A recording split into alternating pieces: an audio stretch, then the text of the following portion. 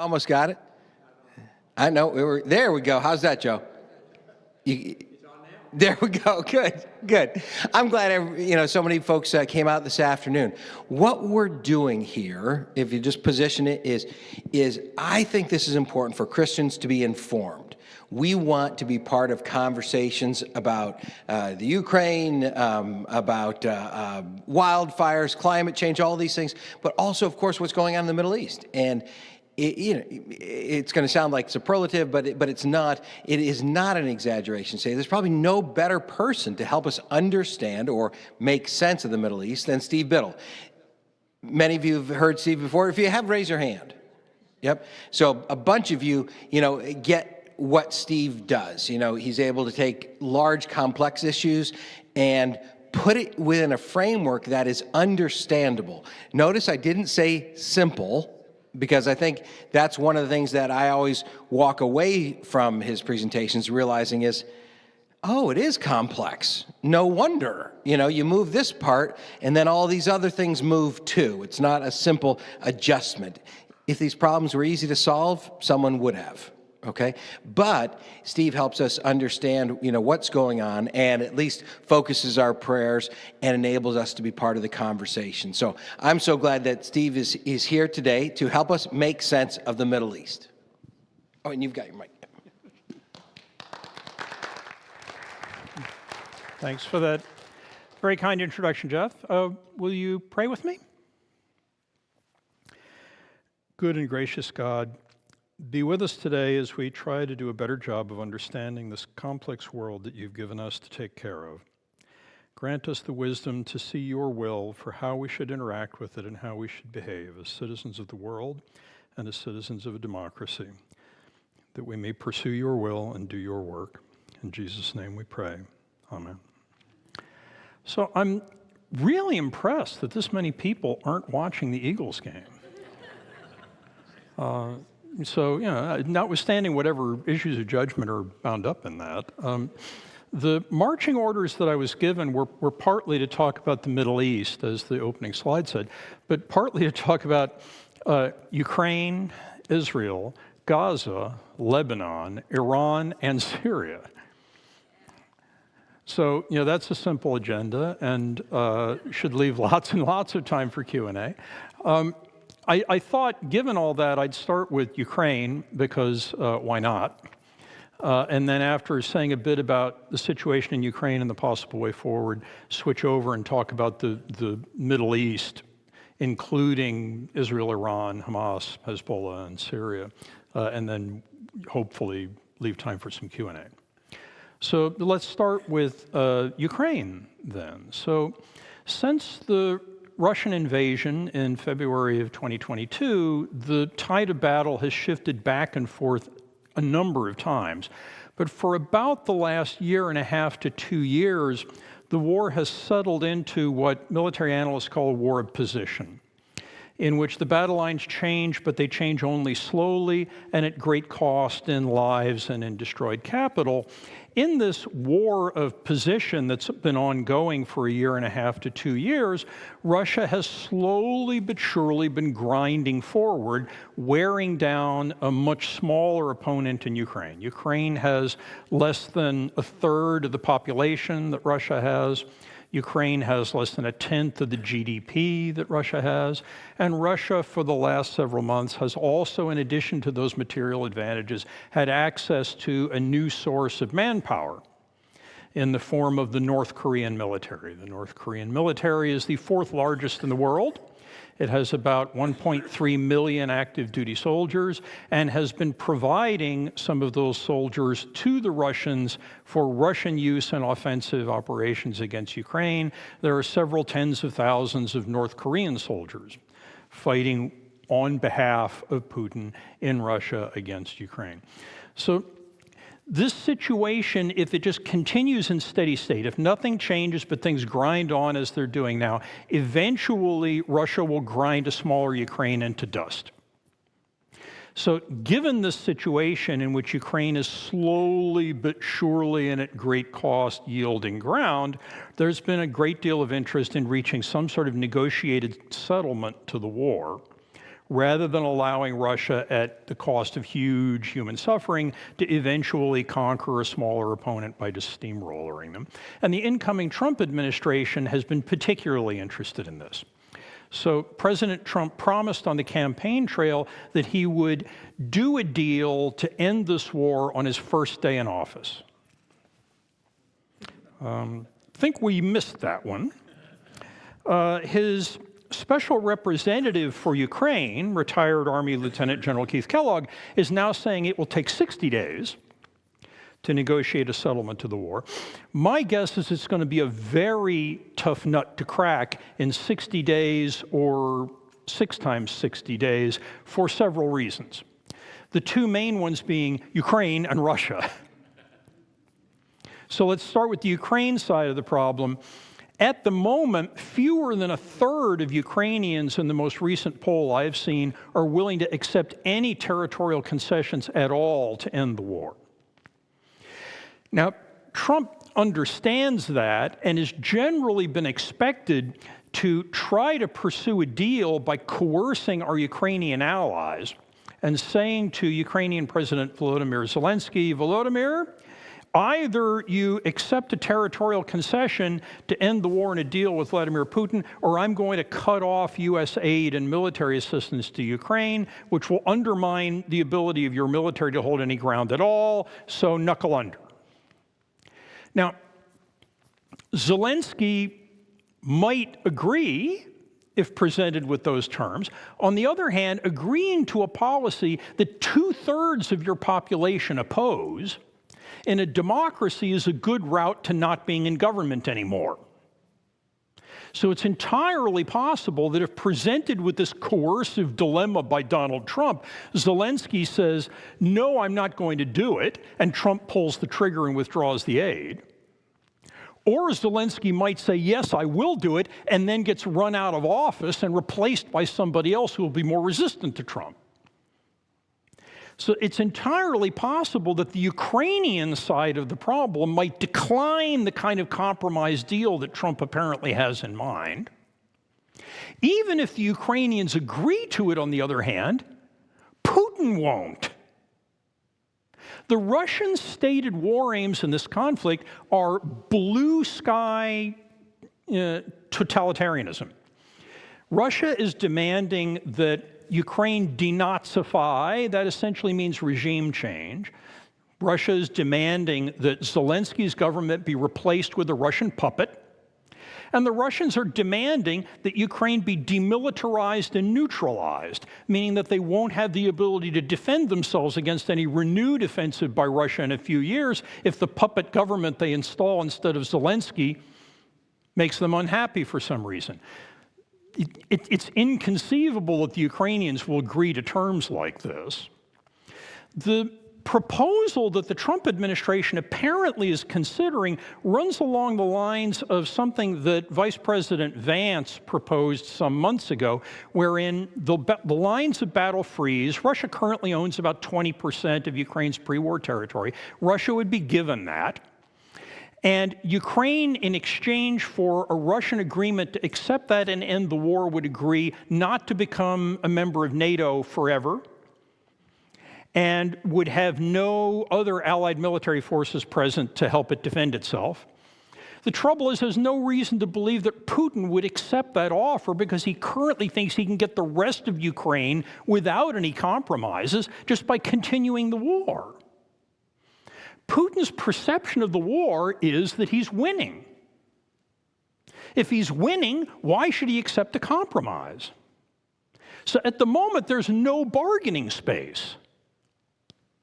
To get a deal and a negotiated settlement, there has to be what negotiation theorists call a bargaining space, some set of solutions that both sides would prefer to continued fighting, and at the moment, there aren't any. That's an empty set. There's nothing that Russia would agree to that Ukraine would also agree to, and hence there's no deal available. And you can be the world's cleverest real estate developer who's closed on settlement terms for thousands of apartments in New York City, that's still not going to get you a deal in Ukraine unless Russia and Ukraine can agree on something, and they can't. So where does that leave you then in Ukraine? Well, there are two possibilities here. Well, one is Trump pulls the trigger, cuts off aid. This is what the MAGA base wants him to do, as an attempt to coerce Zelensky into agreeing to a deal. Putin almost certainly will simply pocket that military advantage, continue the offensive against the Ukraine that now can't defend itself effectively, and will eventually conquer all of Ukraine that way. This will then look to the world like a massive military defeat brought to you courtesy of Donald J. Trump. Zelensky is already framing the issue this way, approaching Kellogg and saying, do you really want Ukraine to be the Trump administration's Afghanistan? Do you want to be the administration that led to the defeat of a U.S. ally in Ukraine? Now, Trump is a guy who apparently is all about winning. Whether he's willing to accept an Afghanistan-style defeat brought about by his withdrawal of aid and assistance to the Ukrainians is an unknown question, but that's one possibility. He withdraws the aid, Ukraine eventually falls, and Russia gets the puppet that it's wanted all along. My guess is there will be an insurgency if that happens. The war will grind on at a much lower level of violence. But that's one possibility. The other possibility is if Trump says, I am not going to be a loser. I am not going to be like that Biden guy who withdrew from Afghanistan and allowed a U.S. ally to collapse because I'm a winner and he's a loser. I'm going to drive a hard bargain. Well, the only way to drive that hard bargain is to create some sort of threat that doesn't exist today that will be sufficient to persuade Vladimir Putin to accept less than the whole loaf that he thinks he can get if he just continues the war in steady state. And the problem is we're running out of things to threaten Russia with that we haven't already threatened. The economic sanctions in place are already about as aggressive as you can make them. The cupboard is largely bare in terms of giving long-range missiles to the Ukrainians that the United States military thinks it isn't going to need if it has to fight a war against the Chinese. We've already provided them with almost as much ammunition as the U.S. defense industrial base is capable of producing. So if Trump thinks he's going to get a deal and not just abandon the Ukrainians, and he's going to get a deal by increasing the threat to the Russians, what's left to threaten them with? Not much, unless you get into some really scary prospects like making the U.S. Air Force a co-belligerent in the war. That would be a substantial increase in the magnitude of threat. It would also impose risk levels on the American people that certainly the preceding Biden administration thought were irresponsible. But, there are only so many possibilities here. And in all likelihood, one of them is not the sheer power of personality of the great deal maker persuades everybody to come to a compromise settlement just because he wants one. If he's going to get some sort of compromise settlement to end this war, it's going to involve a lot of risk. A lot of risk for Ukrainians, potentially a lot of risk for Americans and other Westerners outside Ukraine, depending on what it is that Putin decides that Trump thinks he's going to threaten Putin with to get Putin to come to the table. Given this dilemma, my own guess as to what's likeliest to happen is Trump will change the subject. Right? Stall, delay, push this back, and talk about Panama and Greenland. Right, that's what we've seen so far. Either way, I think it's hard to see a settlement to the Ukraine war coming anytime soon without an escalatory risk that I would view as frightening. So that's the situation for Ukraine. Not a particularly good news story. let's move to the Middle East, which many Americans currently understand as a good news story. The situation in the Middle East today is radically different than it was a year ago in ways that have a lot of triumphalists in the United States applauding. Several of my Mideast expert colleagues at the Council on Foreign Relations in a recent briefing they gave were almost giddy with how happy and optimistic they were about the prognosis in the Middle East. And when asked why all this stuff was happening this way, their response was, because the Israelis didn't listen to us. In this view of the Middle East, a transformation of the Middle East political environment has come about because the Israelis were willing to use force on a scale and with a lack of constraint that Americans were trying to persuade them not to do. They finally said, to heck with you Americans, we're going to do it anyway. And in this view, it's brought about a wonderful and miraculous transformation. This is not my view. My own view, and I'll unpack why in just a minute, is that A, it's too early to know to what degree the situation in the Middle East is transformed, but B, if it is going to be transformed, it will require a political transformation that Israel so far has been utterly unwilling to accept. Absent a profound political change in the region, which we have not to date seen, this is a much more aggressive version of an Israeli policy that was once referred to as mowing the lawn. In the mowing the lawn model of Israeli security, every so often there will be an attack on Israel by Hamas in Gaza or by Hezbollah in Lebanon or by the Houthis in Yemen or wherever. And when that happens, Israel will strike back aggressively in a way that will dissuade further attacks for a time, and things will get quiet for a while, and then there will be another attack and Israel will do the same. And it's kind of like mowing the lawn. After a few days, the lawn gets taller, you come back with the lawnmower and you cut it back down. That doesn't end lawn growth. You're going to have to go back and mow it again, but it gives you a week in which you can watch the Eagles game or do whatever else before you have to do that. So the model the Israelis had been following for a couple of generations had been mowing the lawn. The October 7 attacks were widely understood at the time to be the end of lawn mowing for Israel in the Middle East. That these attacks were so cataclysmic and had such a radical effect on Israel's sense of its security, Israel's sense of its identity, Israel's understanding of its ability to protect its own citizens was so dramatic that Israel was going to act in a way that will end lawn mowing and solve this problem forever. So Israel responded to the October 7 attacks with a large-scale military campaign in Gaza against Hamas. Hamas in Gaza were the people who launched the October. I assume everybody's familiar with what happened on October 7. Okay, if you want more detail, let me know in Q&A and I'll backfill. But Israel responded to Hamas, who attacked them on October 7 with a massive military campaign in Gaza.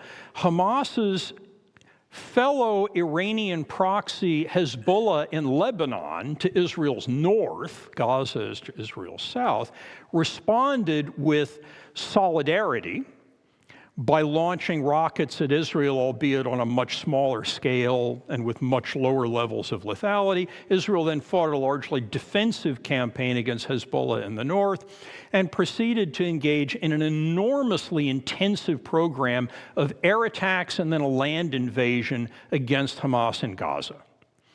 That campaign ground on for over a year.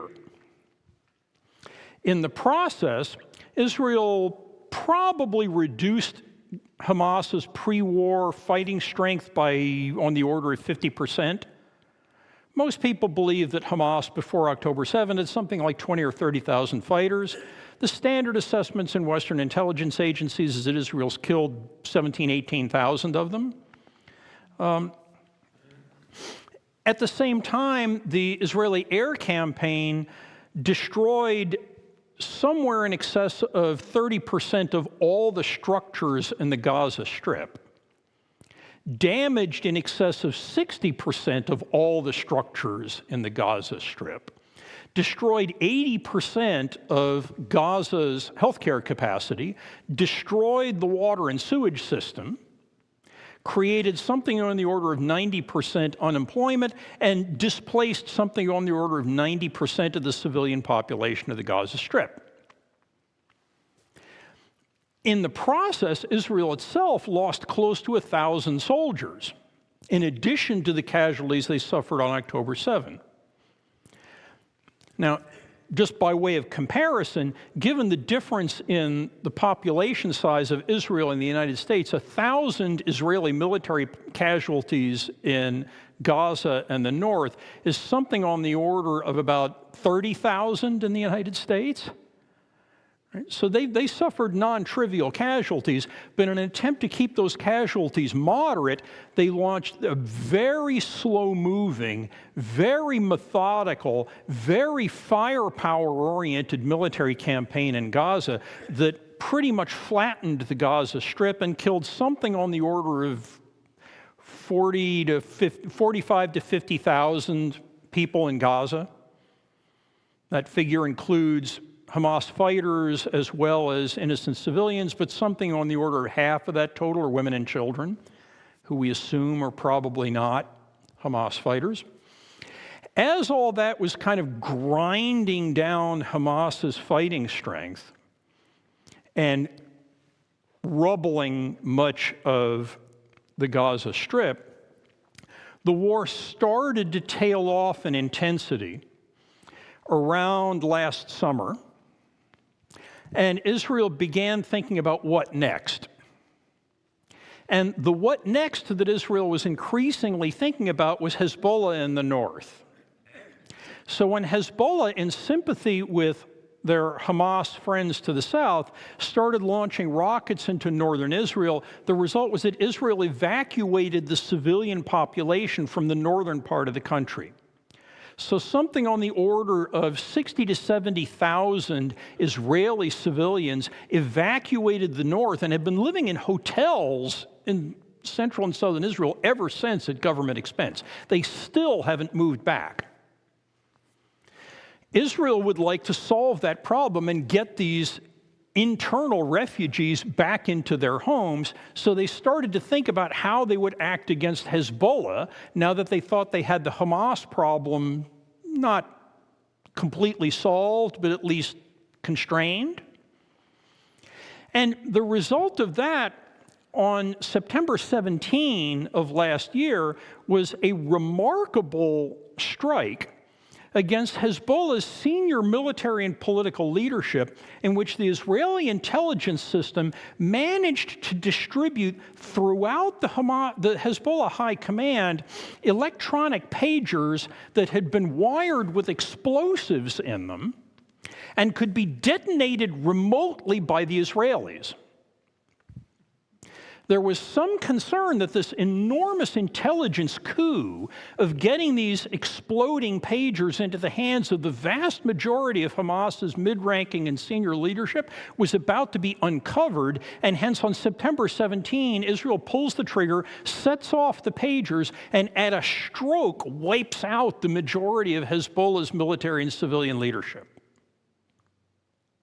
They then followed this very shortly thereafter with a large-scale invasion of South Lebanon designed to drive Hezbollah out of southern Lebanon, create a buffer zone big enough that the Israeli civilian population could move back into their homes in northern Israel, and coupled that land invasion of South Lebanon with a massive air campaign against Hezbollah targets all over Lebanon that further decimated Hezbollah's leadership, eventually killing Hezbollah's leader, Hassan Nasrallah, before the end of September.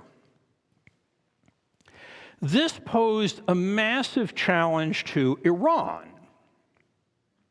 So, as we have discussed previously in this group, Iran has long been locked in a competition with Israel and Saudi Arabia in the larger Middle East, which Iran tries to wage not through its own soldiers and its own forces, but through proxies.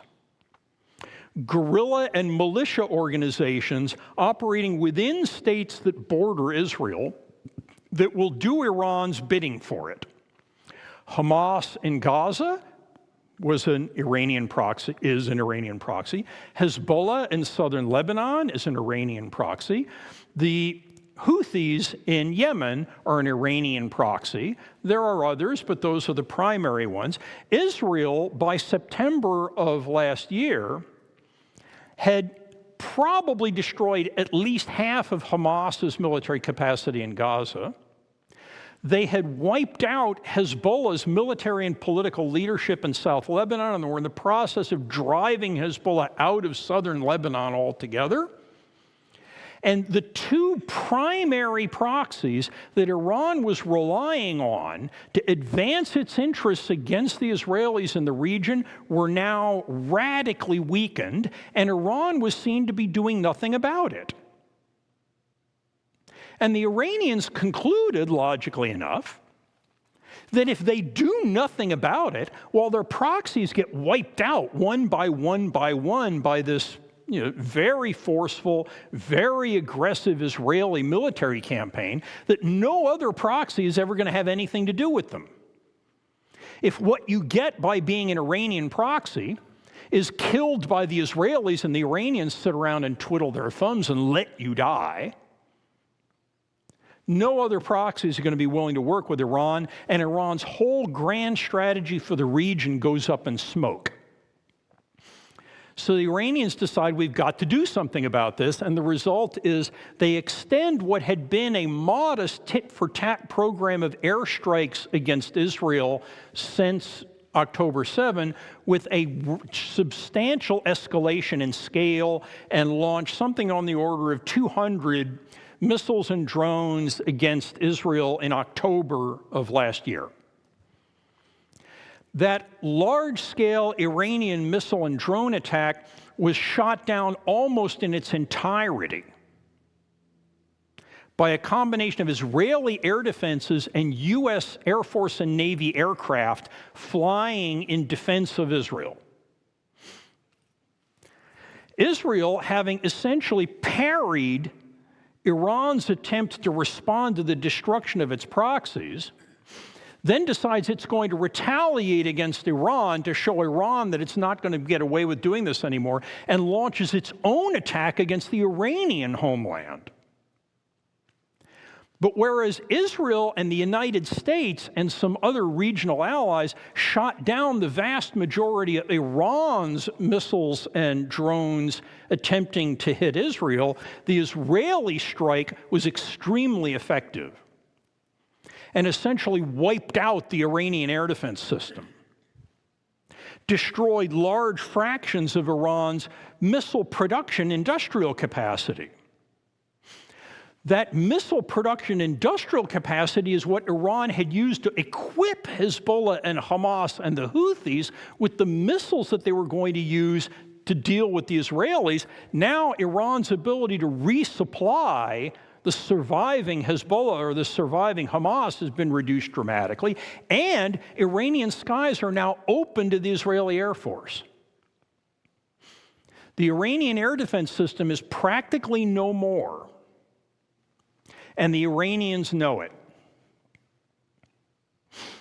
So at this point, the Israelis, figuring that they have just profited from some extraordinarily effective tactical and operational level military efforts, seriously weakened Hamas in the Gaza Strip, decapitated Hezbollah in Lebanon, occupied most of Lebanon south of the Litani, and radically weakened Iran's ability to reinforce Hezbollah, decides we're going to take a breather and negotiates a ceasefire with Hezbollah in Lebanon in November of last year. And this ceasefire is not a mutual compromise. It's largely Israel dictating terms to Hezbollah. And the terms that Israel dictates to Hezbollah in November are, there's going to be a 60-day ceasefire. During that ceasefire, Hezbollah will withdraw completely from Lebanon south of the Litani. Israel will then withdraw from Lebanon south of the Litani, and the Lebanese national military, Right? Hezbollah is a sub-state actor, a militia within the Lebanese state. The Lebanese state army will then move into South Lebanon and will be a buffer between Hezbollah and Israel. So as Israel is imposing these terms on Hezbollah, the pot boils over in Syria next door. So, the Syrian civil war, as you will all recall, had been basically bubbling along since the Arab Spring over a decade earlier, when an uprising against the Assad family in Syria tried to overturn the authoritarian Syrian government and replace it with something else.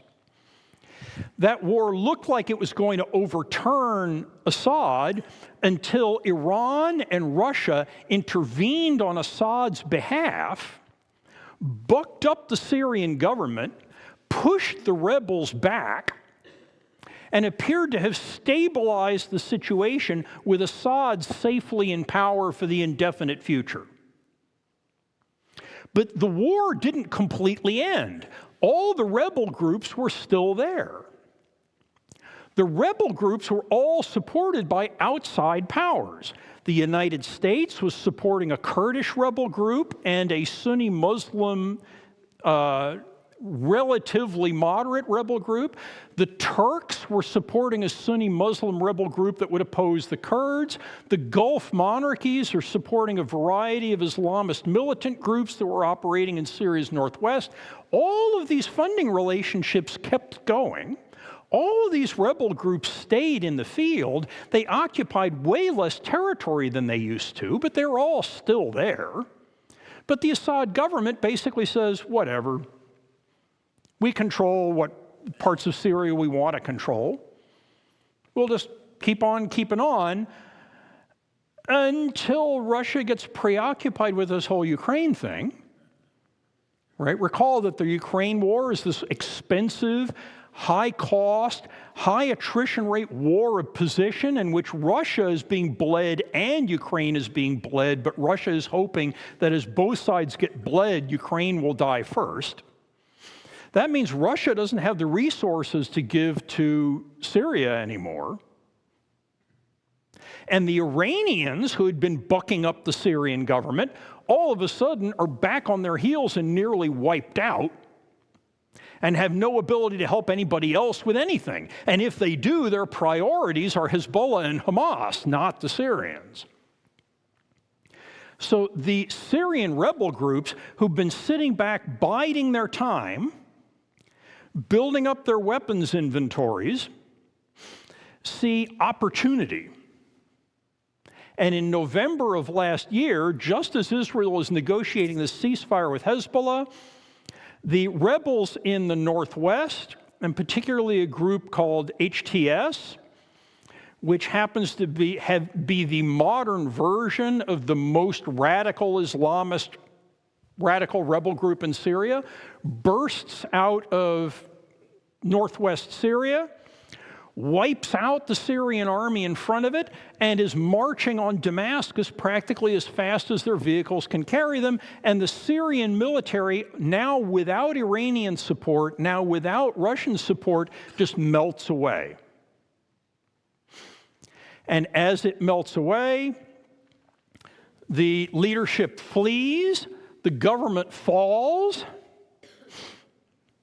and now the Syrian government that the Israelis had been fighting against for 50 years is gone. So when colleagues of mine like Ray Take are cheering and applauding and saying things are great, in the short term from an Israeli perspective, they're not crazy to think that. Hamas is practically wiped out. Hezbollah is practically wiped out. Iran has been rendered helpless. The Syrian government has fallen. What's not to like? Well, the problem with what's not to like is that there's no political settlement in any of these theaters.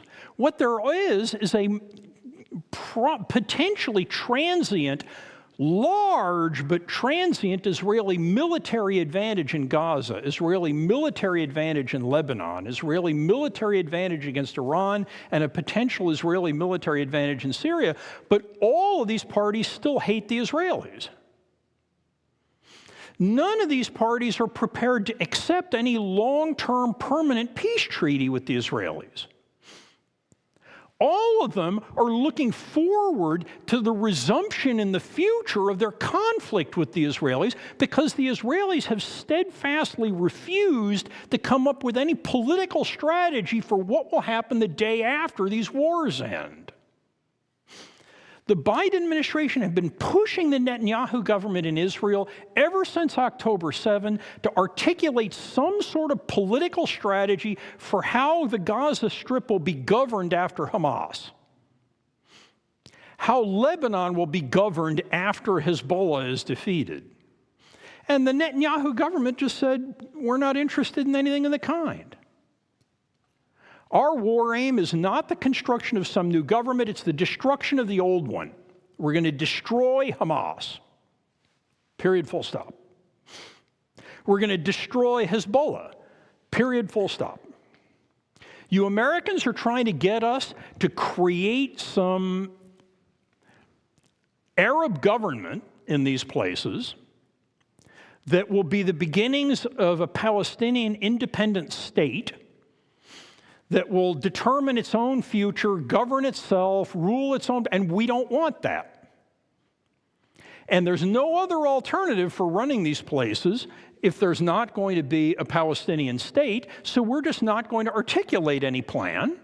We're just going to destroy what's there. And the problem is you can't do that and do something and end up with something other than lawn mowing. The reason you got lawn mowing in the bad old days is because you had leadership in these places that saw their interests as being fundamentally inconsistent with Israel's and thought the destruction of Israel, much as Israel wants the destruction of them, was the only way forward. And periodically they get strong enough and they attack, Israel counterattacks, lawn gets mowed, and then they come back later. If Israel refuses to change the underlying politics of the situation by facilitating the creation of some kind of viable government after Hamas, some kind of viable government after Hezbollah, this is just lawn mowing with a bigger lawnmower. And what we've seen already is that that's the case. So the most recent ceasefire in the region was signed with Hamas in mid-January over Israeli objections. The incoming Trump administration basically coerced Netanyahu into a ceasefire with Hamas that Netanyahu did not want. But they agreed to a ceasefire. The ceasefire was and is, I guess still, sort of, breaking news today we'll get to in Q&A. The ceasefire has 3 phases. In the first phase, Hamas will release 33 of what's believed to be 90-odd surviving Israeli hostages dating back to the October 7 attacks. In exchange, Israel will release several hundred Palestinian prisoners that it holds. There will be a ceasefire in which no one will shoot. Israel will partially withdraw from the Gaza Strip and will allow aid to flow back into the Strip and will allow civilians to return to their homes. There will then be a second phase that has not yet been negotiated, but which will eventually lead to the release of the other surviving Israeli hostages and to a permanent ceasefire. And then there's supposed to be a third phase, also not negotiated yet, in which Hamas gives up the dead bodies of the Israeli hostages who've died in captivity, and in which the Israeli blockade of Gaza ends. The first phase of that is already in danger of collapse. The news today has been that Israel has been firing on Gazan civilians who are attempting to return to their homes. The broader problem is, as soon as the shooting stopped and the ceasefire went into effect, Hamas came out of hiding and obviously has survived and is still in charge in Gaza. Hamas security forces are on every street corner. The aid that's flowing back into the Gaza Strip is being escorted by Hamas police. It is now believed that Hamas recruited something on the order of about 15,000 new fighters during the war. Whereas Israel thought they'd cut Hamas's fighting strength by on the order of 50 or 60% during the fighting, it now looks like they cut it by something more like 5 or 10% on net. They killed a lot of the leadership, they killed a lot of the experienced fighters, but new recruitment has almost offset the casualties that Hamas suffered, and Hamas is still the only government in the Gaza Strip. Israel has refused to create a new one. Hamas is the only thing on offer. They're still there. They're not destroyed. The result of this is that lots of people in Israel believe that the ceasefire in Gaza that the Trump administration forced on Netanyahu was actually an Israeli defeat. Because their central war aim was to destroy Hamas, and Hamas is manifestly not destroyed. On the contrary, they're still running the place. It's just lawn mowing. Hezbollah in Lebanon. The Lebanon ceasefire agreement, remember, said Hezbollah was going to withdraw north of the Litani, Israel was going to withdraw back into Israel, and the Lebanese army was going to run the place. Israel has decided it's not going to withdraw. Israel has decided it's not going to withdraw because it says that the Lebanese army hasn't moved into South Lebanon. The Lebanese army says, we're not moving in until the Israelis are gone because the Israelis shoot at us whenever we move. Therefore, until they withdraw, we're not moving in. Israel says we're not withdrawing until they move in. Israel is in South Lebanon apparently forever. The terms of the ceasefire are no longer in effect. There was an incident earlier today in which Lebanese civilians trying to move back into their homes south of Litani were fired upon by the Israel Defense Force in South Lebanon, killing 22 and wounding another 120 odd. So it's not clear that either of these two ceasefires are going to hold very much longer. And why should we expect them to, when the underlying political conflict between Hamas, Hezbollah, the Houthis, we could talk about that in Q&A if you want, and Iran hasn't been resolved? There's been no negotiation that's set up any new substitute government. The same old government is just still there. So unlike my friend Ray Take, I'm not prepared to celebrate the transformation of the Middle East at this point because the politics that drive the wars haven't changed. Israel, through brilliant tactical and operational and intelligence operations, has won some tactical victories, but they've been unable to translate any of them into strategic success, which is defined as a political outcome that realizes your interests and ends the warfare. And if you don't do that, the lawn is going to need to get mowed again. And if lawn mowing starts looking like October 7th in the future, what this leads to does not, to me, look like a transformational improvement in the Middle East. None of this is to say that a transformational improvement is impossible. The October 7 attacks, horrendous as they were, created a possibility. They created an opportunity that I think a different Israeli government might have seized and might have used to construct a different politics in Gaza. Other Arab actors in the region were willing to send peacekeepers, Saudi and Emirati infantry, to Gaza to secure the place if the Israelis were willing to create some new non-Hamas government there. If that had been the case, the kind of casualties that Hamas was suffering might very well have led to a willingness on the part of Gazan Palestinians to go along with the construction of a new Arab-Palestinian government in Gaza that is not Hamas and does not see the destruction of Israel as its purpose. But that would require Israeli support for a Palestinian state. And Israel has refused to do that. If Israel refuses to do that, they're going to be mowing the lawn again. And all of Netanyahu's claims that lawn mowing is over and he's going to destroy these opponents, right, are just words that may very well serve Netanyahu's domestic political interests in Israel, but I don't think are conducive to changing in any profound way the security problem that Israel faces. It could have been better than this, and it could have been different than this. I'm skeptical that it will be at this point.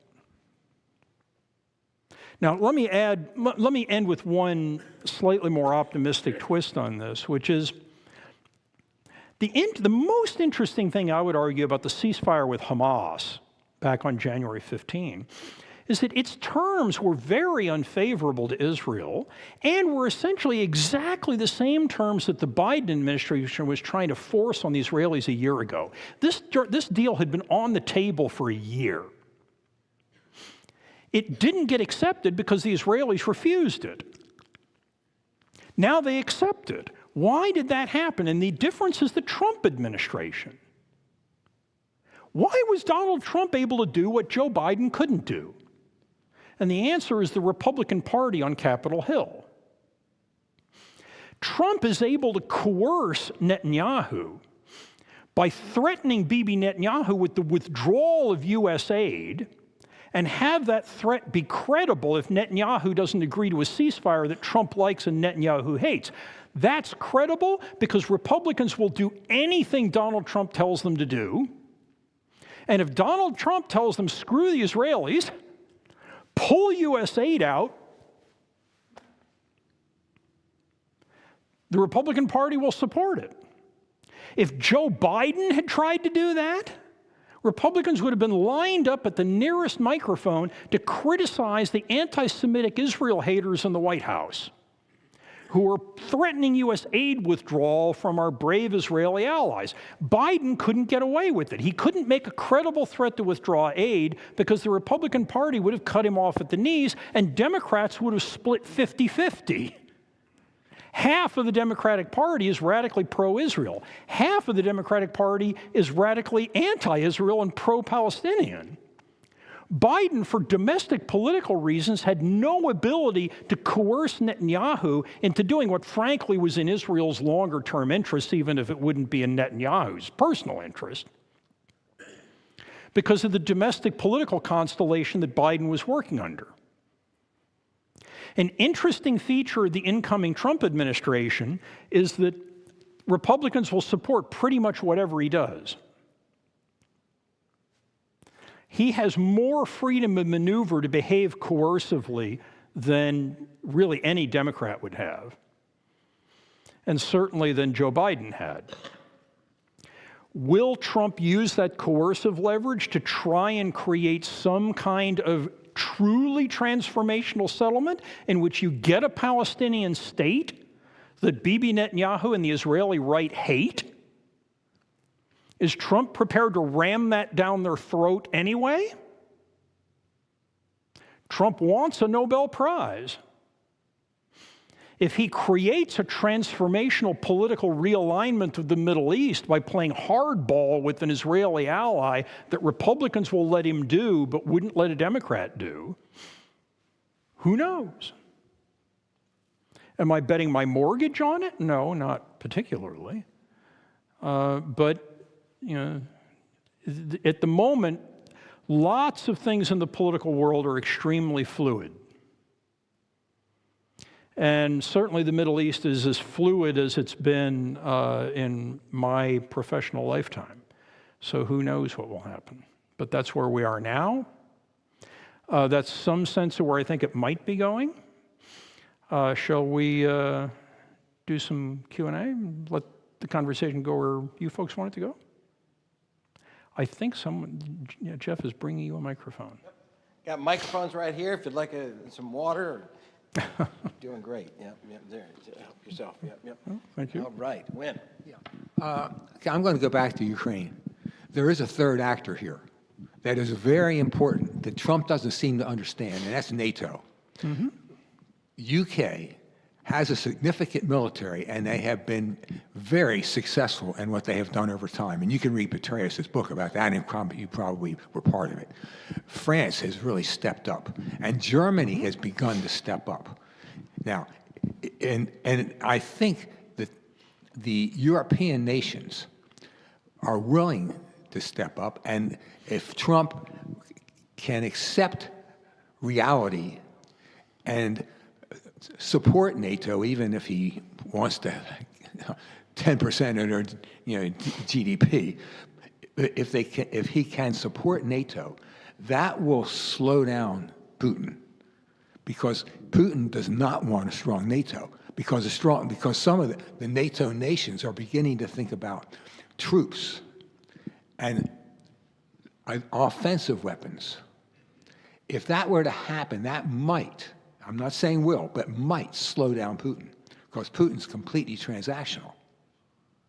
And he doesn't want, he doesn't want to lose either.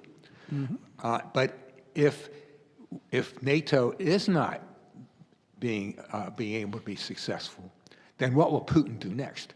He will go as far as he can go, and that includes Poland. So I mean, there's a third actor that is very important, and I don't think Trump realizes it or understands it because he's so mercurial. Now, I don't know about Kellogg. I know nothing about him other than he's a Fox commentator, retired four-star general, and he may know something about that that's important. That's the Ukraine thing. It could be possible to get a true long-term ceasefire where Ukraine doesn't lose everything, and Putin can gain something. But that has to be the third actor. What do you think about NATO's possible contribution to all this? Yeah, I mean, NATO's an important actor. NATO has contributed more money to the Ukrainian cause than we have since February 2022. Most of their aid has been economic and administrative rather than military, but they've put more euros into this conflict than we've put dollars. So they're an important actor. So why can't they pick up why can't they pick up the slack if Trump pulls the trigger and withdraws U.S. aid? Or B, are they a potential source of the greater threat that Trump would need in order to drive Putin to some sort of deal? I mean, let me speak briefly to both of those possibilities for the European role.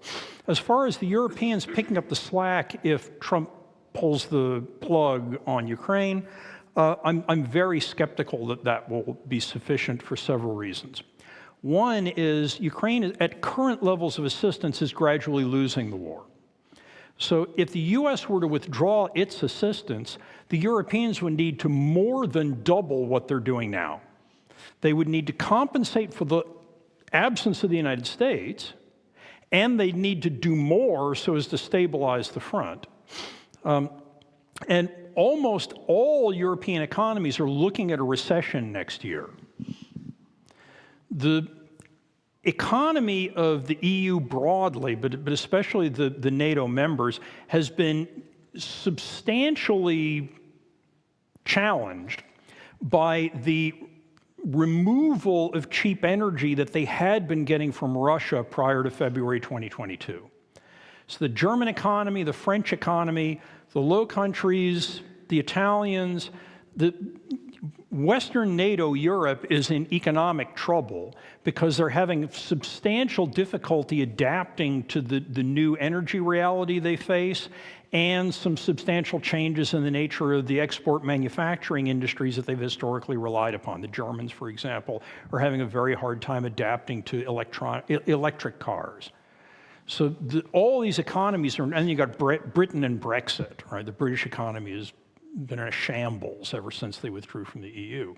So they've got economic difficulties that are going to make it politically very painful for them to more than double their current level of aid.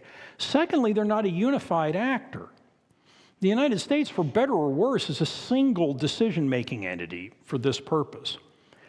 NATO has dozens of independent decision makers. And if NATO is going to do this as an alliance rather than a collection of individual countries, NATO's decision-making rules all require unanimity. The odds that they're going to get unanimity on Ukraine are very, very low because there are serious differences of opinion within NATO about how much of a threat Russia is and how important an issue Ukraine is. Poland and the Baltic countries think Putin is an existential threat and Ukraine is a three-alarm fire. The Germans thought that way for a while and have not followed through. The British tend to agree with the Poles and the Balts, and then the Belgians and the Dutch and the Italians and the Greeks and the Spaniards, none of them think this is existential or even important. So the ability of NATO as an alliance, as an institution to make a decision is undermined by the differences of opinion within the alliance, even if the individual members, Germany acting alone or together with Britain and France, they still face the problem of economically, can they actually make the sacrifice required to more than compensate for U.S. withdrawal? Last but not least is the issue of what they're going to provide if they make the decision to provide it. They don't have a lot of military stuff to transfer. One of the central issues in the burden-sharing debate between the U.S. and NATO after the Cold War ended is that the U.S. wanted the NATO allies to believe that there's a continuing threat that they needed to prepare for militarily, and the European allies basically wanted to take the peace dividend, reduce their defense establishments, and spend the money domestically. As a result, all of the European militaries are in gosh-awful, horrible shape, and have been for a generation. And the European defense industrial base is in worse shape than their active duty militaries are. They've been trying to amp up and increase capacity since the Russian invasion in February 2022, but they are a long way from being able to manufacture enough artillery ammunition, for example, to compensate for the United States backing out of the problem if that's what happens.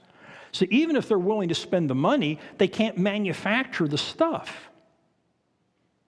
And moreover, even if they were willing to buy the stuff from someone who could manufacture it, I don't know, the South Koreans, us, the trouble is there's global demand for artillery ammunition right now that exceeds global production. The war in Ukraine has been a radical increase in the use of military stuff for over 2 years now. And the global military economy hasn't caught up with it. And as a result, consumption rates in Ukraine have been outstripping global production of munitions for over a year, which means the cupboard is increasingly threadbare everywhere. So it's not clear that the Europeans could compensate if the United States bugged out, point one. So that gets to the other dimension of this. Can the Europeans be a source of threat that might persuade Putin to accept a compromise deal that Putin otherwise doesn't want to accept? We'll see what Europeans are really willing to do if the rubber hits the road here.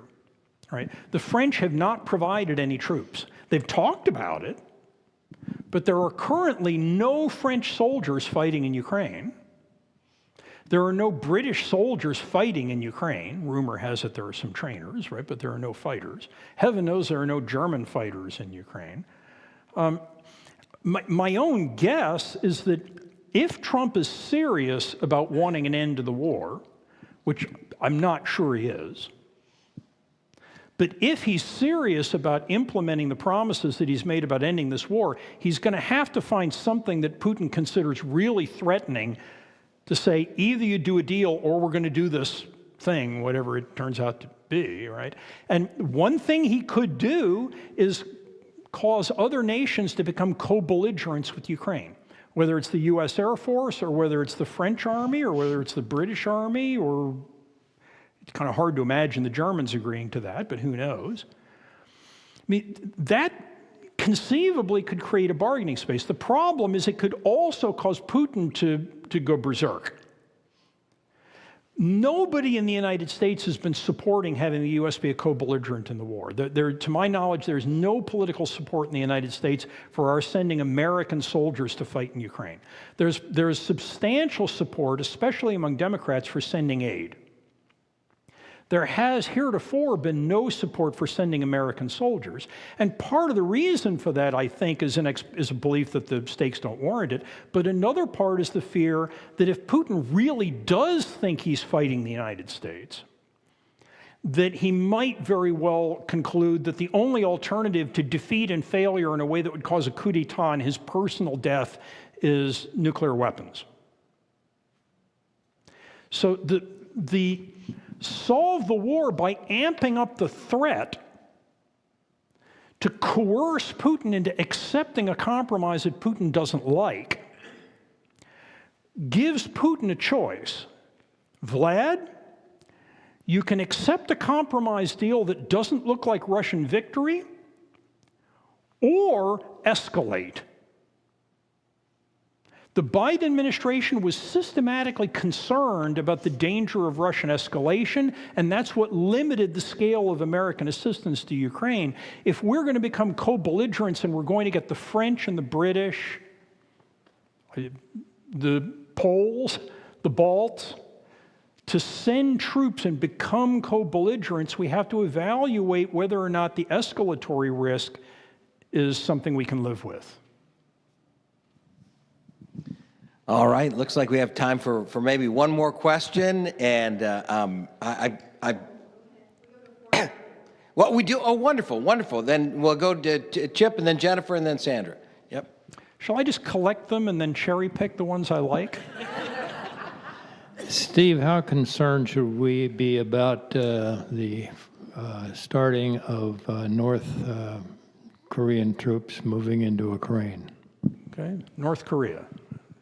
Who gets the next one? I read that there's going to be an election in Syria, and I wonder what are the chances for some kind of civil society in Syria. Okay, North Korea and Syria. And collect one more? Sanders, one more. Ah, sure. I'm sorry, I can't keep track of Trump's appointees. Was it the Secretary of State? Somebody just came out already and said they were going to stop all aid, right? Has that happened, or is that just a threat? Because if that's the case, then does that mean Ukraine's not getting any more aid anyway? Okay, let me take those in reverse order. The Secretary of State Rubio has suspended foreign aid. He hasn't ended it. What he's doing is, what he said is that they're going to reevaluate it. Now, the aid that he controls is not the majority of the aid that goes into Ukraine. The Secretary of State controls humanitarian assistance, economic aid. The Secretary of State doesn't send artillery ammunition places. So the bulk of the U.S. aid that matters for Ukraine is under the control of the Defense Department, and that isn't affected by Rubio's statement. But it's hard, especially with somebody like Rubio, it's hard to know what to make of these kinds of proclamations. Is this mood music, right, to try and position the State Department within the MAGA universe and convince all of these leftist foreign service officers in the State Department that there's a new regime in town? Or are they actually planning to stop economic and at this point, it's impossible to know. My guess is Rubio would probably not personally favor it. Trump, on the other hand, I could easily imagine might favor it. Like a lot of things with this administration, I don't think we can accurately predict how it's going to go. But the military aid operates through different channels. Does Congress have anything to say about that, though? Well, I mean, Congress should, right? Because all these aid flows are determined by legislation, and the Congress has the power of the purse on all this stuff. But that's among the many looming constitutional challenges, right, is this administration wants sequestration. They want the ability to withhold spending that the Congress has voted on and passed, which is generally believed to be unconstitutional. my own guess is that the Trump administration will try it anyway, and they'll see what happens when it goes to court challenge. I mean, in general, they seem to be very interested in pushing to see how much they can get, and they'll keep pushing until something stops them, something presumably meaning the courts. Now, if the courts stop them and they keep going anyway, then you've got a constitutional crisis of truly high order. I mean, the possibly apocryphal Andrew Jackson quote has been repeated more times in the last year than in the previous century. Okay, President Andrew Jackson, when confronted with a Supreme Court decision on the rights of indigenous Americans that he didn't like, famously said, "The Supreme Court has made their decision, now let them enforce it." Meaning he wasn't going to. He was just going to ignore it. The Supreme Court doesn't have an army. Andrew Jackson does. Now, you know, will the Trump administration accept judicial limits or not? That's to be determined. Many things are to be determined. Syria and what's going on there. So the HTS faction that took the lead in toppling the Syrian government is the modern incarnation of al-Qaeda's affiliate in Syria. So the US government considers them terrorists. They are trying very hard to rebrand themselves as moderates and Republicans, small r Republicans, to create an inclusive democratic Syria. If you were just going to put a bet on this based on statistical likelihoods from past experience, you would bet against it.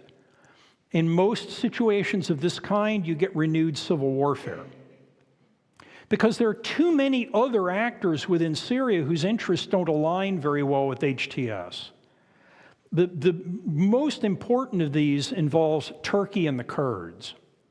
Right, so there is a substantial Kurdish minority within Syria, and there's a Kurdish minority in Turkey that has waged a guerrilla war against the Turkish government for a couple of generations, and that the Turks want to crush. They're worried that if Kurds within Syria have an autonomous region, that this will be a base camp for Kurdish insurgent action against the Turkish government. Therefore, the Turks have been supporting anti-Kurdish rebel groups. The United States has been supporting the Kurdish rebel groups.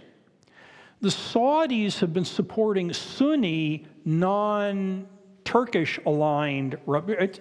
So there are all of these outside actors that are pursuing, that are funding and enabling actors within Syria who have interests that are local and not all of Syria.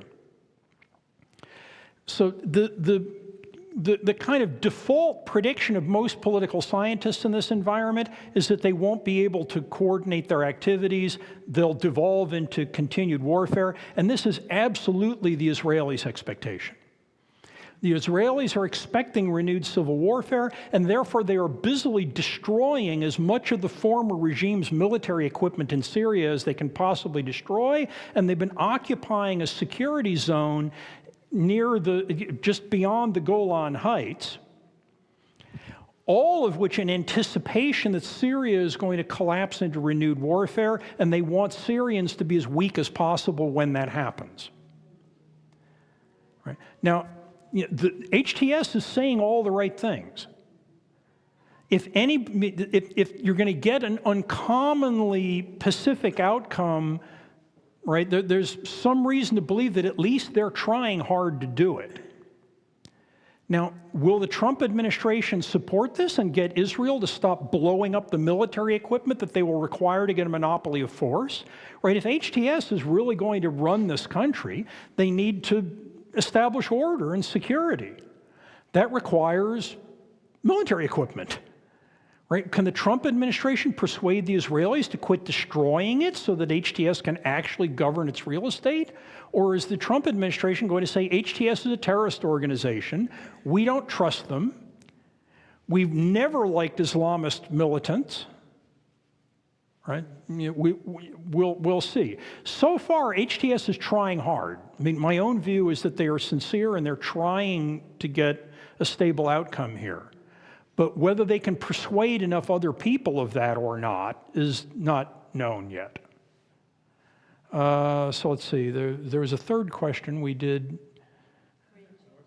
North Korea, of course, how could we forget the North Koreans? There are several reasons to be concerned about the North Korean role in the Ukraine war, one being Russia already had substantial manpower and material advantages over Ukraine. If the North Korean military is now going to solve the Russians' biggest single problem, which is a casualty rate that might eventually create political pushback among Russians to the ongoing war, right? If a 1.3 million soldier military is going to open the gates and start sending troops to Russia, right, our ability to threaten Putin with something that would bring him to the table gets a lot less persuasive and plausible. So, I mean, this is a serious challenge, especially to the old Biden administration's theory of victory in the war. The Biden administration's view is eventually both sides will exhaust themselves. When that happens, you'll get a bargaining space and a settlement, and one that happens without escalation into nuclear war. If Russia has access to North Korean manpower, Russian exhaustion moves way back.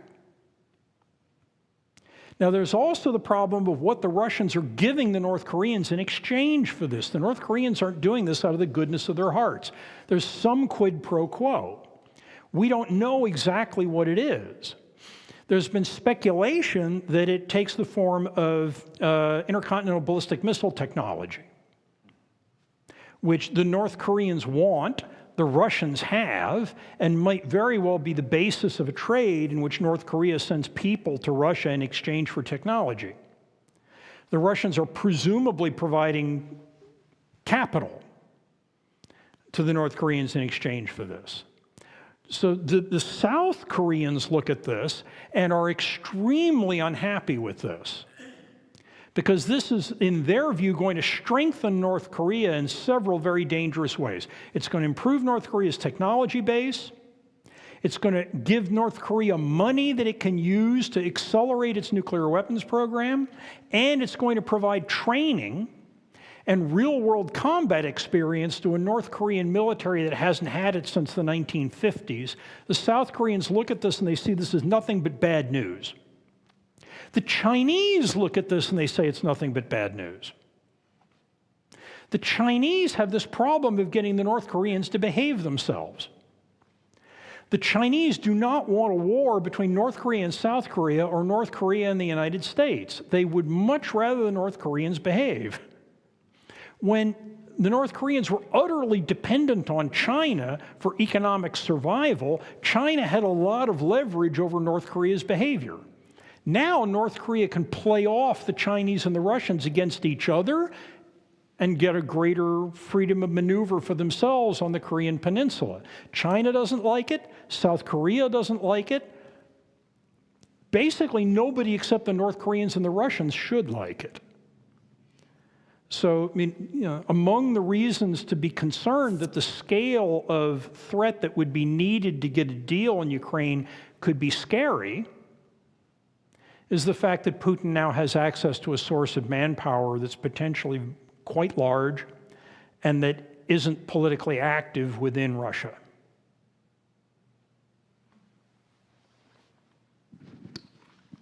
All right. Vicki was saying we've got until 4:30. Is there a burning question left? Joe, one last question that seemed good? Sure. To break this down in simple terms, Hang on.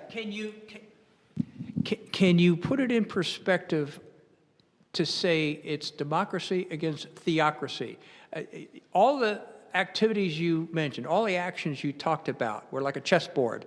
You know, it depends on which way you move and the outcome of what moves you make. Okay, but we're pitting democracies against theocracies. And I I got a reaction. So the outcomes are different because the philosophies of aggression are different. And I'm just wondering, go back, I was born in 1947, take a perspective from 1947. Where are we today because of 1947? I've already got a microphone. Okay. In 25 words or less. In 25 words or less. Not so much. There's three. Well, I mean, I'm not sure I accept the democracy versus theocracy premise. So certainly we've got the US, Britain, Germany, France, NATO, and Russia, right, in one of these dyads, and then Ukraine. Russia isn't a theocracy in any normal definition of theocracy. Now, Putin relies heavily on his own version of Russian Orthodox Christianity, right? Part of Putin's agenda is to overturn what he sees as the decadence of the post-Christian West and uphold his own conception of conservative Christian theology, which is, to put it mildly, not my understanding of what Christ taught. But yeah, that said, that's a long way from theocracy, right? The usual characterization of the Russian government is oligarchic autocracy. Well, my perspective was the Muslims want to wipe out Israel on a theocracy philosophy, on a theocracy belief. I mean, even there, I'm not sure I buy it. So there are 2 million Muslims in Israel as citizens. They vote in Israeli elections. They have elected representatives in the Israeli Knesset. You know, A. B, Iranian theocracy and Hamas theocracy are not the same thing. Iran is Shiite, Hamas is Sunni. Shia and Sunni fought an intense war in Iraq from 2003 to, depending on how you want to date the end of it, 2011 or later. Is Israel a theocracy or a secular government? This is one of the biggest debates in Israeli politics right now. The Netanyahu coalition government is dependent on right-wing religious parties. Netanyahu himself isn't one of them. And the Israeli left is not. So the question of what will be the role of Judaism in the Israeli state and what form of Judaism in the Israeli state is hotly contested within Israel. But you could make an argument, if you wanted to, that Israel is as much of a theocracy as Hamas is. That gets to the question of what's the role of Islamist theology in any of the non-Israeli actors in the region, and that's hotly disputed. Right? Certainly there are, as within American Christianity, there's a wide range of opinion within Islam, within Sunni Islam, within Shia Islam, over the role of faith and politics and how the two should interact. And there are plenty of Muslims who do not see Hamas's particular conception of the relationship between church and state as appropriate. I don't know, I know an occupational hazard of like tweed-wearing professors, but you're wearing tweed too, so you don't get off the hook, is that we love to complicate things. Oh, it's not so simple. Yes, the sun comes up, but it comes up at different times in different places, and our sun is like another star. So we love to complicate things, right? But I'm not sure that a framing of the Middle East as a religious war is one I would accept. I think the central motives on both sides aren't religious. Right, this group has heard me talk about Iran before. My understanding of Iran's primary motive is regime survival. In an environment where they have a legitimacy problem that comes about from having got into office by violence. given that regime survival legitimacy problem, they have reached out to a religious conflict as a legitimating tool. But I think that this dispute is way more political than it is theological. Similarly, again, I think with the possible exception of the right-wing elements of Netanyahu's coalition, I don't think many Israeli security analysts see this as a religious war. I think they see this as a problem of actors who want to destroy Israel, not because they think God wills it, but because they want it, right? And an Israel that isn't going to eject secular Israelis just because they're not Orthodox Jews. I just, I think there's a lot more going on than just the theological difference. Well, and that leads, I think, to the question that many of us would have is there a role for faith, for our religion, as we address these issues? This is where you hear the second sermon for the day. It seems to me when I hear about how situations are seemingly intractable, stuck, it's just a stalemate and so on. That's where I often think of what is a third way? And in so many of these situations, the third way, I believe, can be brought about by changes of the heart. And where does that come? It comes from the Holy Spirit. It comes from Christians praying. And it may seem naive, but we've tried everything else. In these places in the world, more violence does not seem to be working, but maybe the way of Christ in some way can change hearts and minds along the way. So I don't want, while Steve is, one of the great gifts you have is helping us understand the complexity of a situation. It really, that we need to understand that simple solutions, no wonder they don't work, because you touch the mobile here and it moves everything over there too, that's the way the whole thing works. And I think the transformative power of God can lead to breakthroughs. So I want to close by offering a prayer for peace in all these places and thanking God for people like you, people like Tammy, others who devote their lives to at least helping us understand what's going on. And I appreciate the respect that Steve gives to all the peoples and the parties. One of the things that is in short supply these days, on all perspectives, is most commentators tend to belittle the other side, in some way and say, oh, that's just ridiculous or something like. But you've really helped us see, why people believe the way they do. May not agree with it, but at least we understand, okay, these are rational folks, at least in their own worldview. And that's really helpful. I think that's part of bridge building as well. So thank you so much. Let's pray. God, we have explored together what's going on in the Ukraine and the great challenges that the people of the Ukraine face.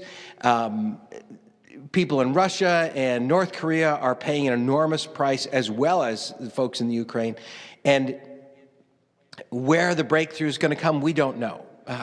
This is so troubling for us that it's Christians on both sides who are fighting each other, and the destruction is enormous, and we pray that somehow there can be a breakthrough in understanding, and maybe only by your supernatural intervention. So we pray for something like that.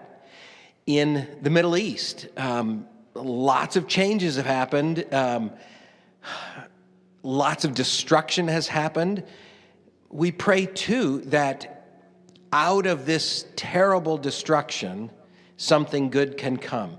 We don't see it yet. It doesn't even seem to be on the way yet. But we believe it's possible with changes of hearts and minds and people loving their children and their country's future more than they love victory at the moment. We pray for that kind of forbearance, and let somehow the message of Christ and peace be part of that solution. We ask all this in Jesus' name. Amen. Thank you so much, Steve. Thank you, Vicki, and the Adult Ministry Committee for putting this together. Thanks for coming out this afternoon. And thanks, Steve Kanaki, for our tech support today.